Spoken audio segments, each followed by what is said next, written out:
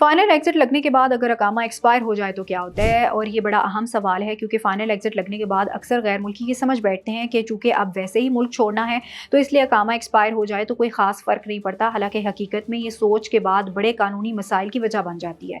अब जब किसी गैर मुल्की पर फाइनल एग्जिट लग जाता है ना, तो इसका मतलब ये होता है कि एक मुकर्ररा मुद्दत जो आम तौर पर 60 दिन की होती है कि अंदर अंदर सऊदी अरब छोड़ना होता है और इसी दौरान अकामा टेक्निकली एक्टिव नजर आ सकता है। लेकिन हकीकत यह है कि फाइनल एग्जिट लगने के बाद अकामा का किरदार महदूद हो जाता है, यानी आप इस अकामा पर ना काम कर सकते हैं, ना नई सर्विसेज हासिल कर सकते हैं और ना ही कोई नया कानूनी स्टेटस बना सकते हैं।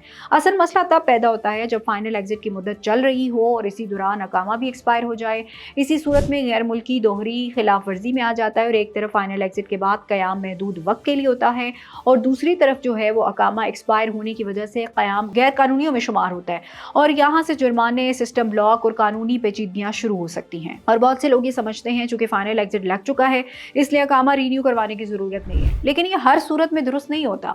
अगर अकामा एक्सपायर हो जाए और गैर मुल्की अभी तक सऊदी अरब में मौजूद हों तो फिर जुर्माना भी लग सकता है और बाज़ केसेस में फाइनल एग्जिट कैंसिल या किसी और कानूनी ऑप्शन में भी रुकावट आ सकती है, यानी अकामा की एक्सपायरी मामले को आसान बनाने के बजाय मजीद पेचीदा कर देता है। इसीलिए सबसे महफूज और समझदारी वाला रास्ता ये होता है कि फाइनल एग्जिट लगने के बाद गैर ज़रूरी ताख़ीरी ना की जाए, जितना जल्दी मुमकिन हो सऊदी अरब छोड़ दिया जाए ताकि ना अकामा एक्सपायर हो, ना मसला पैदा हो, ना ही इजाफी जुर्माने या कानूनी रुकावटें सामने आएँ।